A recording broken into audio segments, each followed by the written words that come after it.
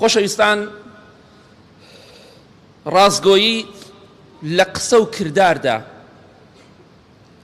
یەکێکە لە هۆکارەکانی خۆشەویستی، نیشانەکانی خۆشەویستی نێوان ژن و مێرد.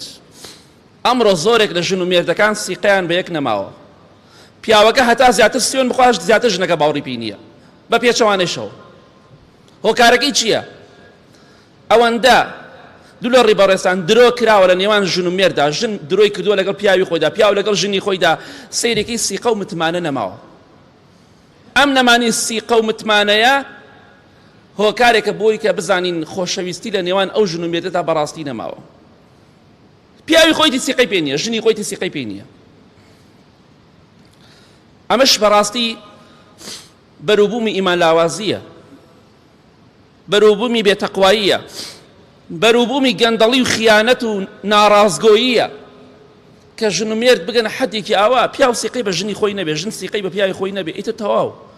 یعنی ئەو عایلەیە خوا ڕەحم مەگەر خوای گەورە ڕەحم کە ئەینا مناڵەکانیشان هەمووی فاشلە تەواو. چونکە ئەم ژن و پیاوە خۆیان سیقەیان بە خۆیان نییە، متمانەیان بە یەکتری نییە. پیاوەکەی ئاوا دەست لێ بە قورئانە یا ژنەکە سوێنی بۆ خوا باوەڕی پێ ناکە. ئەمە هیچ خۆشەویستی و ڕێزێک لە نێوان ئەم ژن و مێردەتان نەماوە.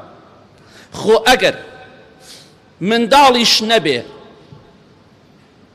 پێغەمبەری خوا فەرمێ صلی الله علیه وسلم منداڵ پیاو بێغیرەتەکە، پیاو ترسنۆکەکە. ئەگەر بەر منداڵ نەبێ، سوێن بەخوا ئێستا ڕێژەی تەلاق چەندێکە؟ 50 ئەوەنە زیاد دەکات.